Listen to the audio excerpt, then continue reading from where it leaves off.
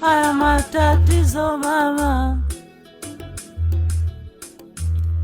kama kupiga ndama.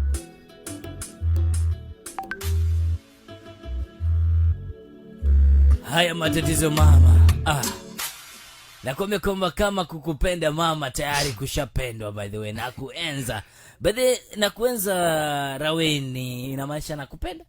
Nakuenza ni kama nakupenda tu. Hiyo ni ya Mijikenda ya wapi exactly? Hayo ni kama Mijikenda yote tayari. Roho ndo natumia na akuenza. Nakuenza. Nakupenda, nakuenza. Hata mimi pia. Wewe mzaji wangu nakuenza.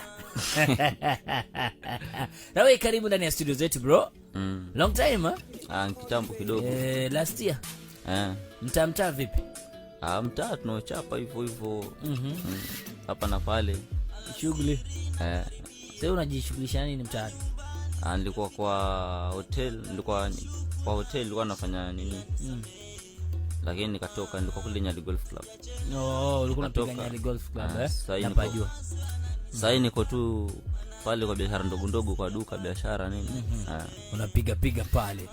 Hiyo tusiulize kwa nini ulitoka, hiyo swali ya siku nyingine. Hiyo ni nyuma ya tent pale. Sasa ndio popote tulipo tunazidi kusonga mbele, tunapiga story na Rawe. Ngoma yake ambayo imetoka inaitwa Tunu. By the way, kuja na ngoma ya Rawe ya Tunu, what made you to come with it? Nini nikufanya kama let me come with this song bro, because ni ngoma nzuri sana, ngoma kali sana, imeenda shule.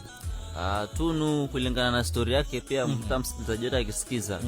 Ni nyimbo tu ya hali ya chini ya maisha ya watu wanaopitia. Vitu kama vile venye unakuta mtu ana mpenzi wake lakini maisha haendi sawa. Sasa hiyo nyimbo ni yao hiyo. Ni reality? Si reality.